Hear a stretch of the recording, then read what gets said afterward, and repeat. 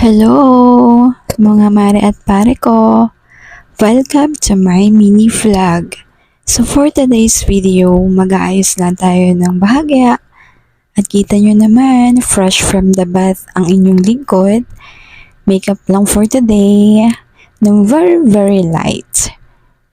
Kasi lalabas ako ng bahay. In short, may pupuntahan ako. So, sama ba kayo?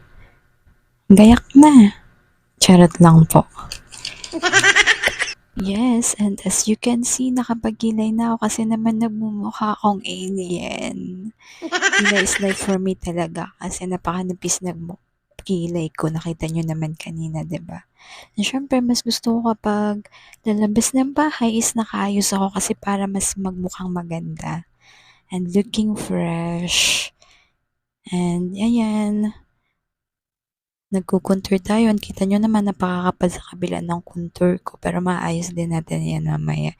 Then, to the girls out there, masasabi ko lang sa inyo, paminsan-minsan hindi masama ang mag-ayos. Diba? Or magpaganda ng mga sarili. Yung maglagay ka lang ng konting colorete sa mukha, ayos na yun, diba? It's important, lalong-lalo na kung lalabas kayo ng bahay, may pupuntahang event, or any occasions like birthday, wedding, mag-mall kayo, or makikipag-date sa jowa nyo. Uy, sana all may jowa.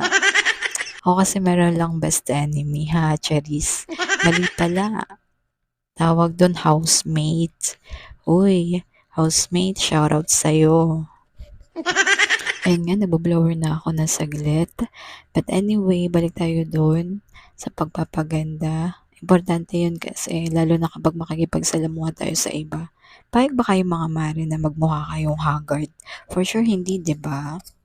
Yeah, but the most important is be pretty inside and outside. And yun, para hindi din tayo mapag-iwanan, di ba? And leave a little sparkle wherever you go. Oh my God! Uy, English yun ah. And that's my look for today. Sana nagustuhan nyo po. Do like, share, and follow my page. Thank you for watching.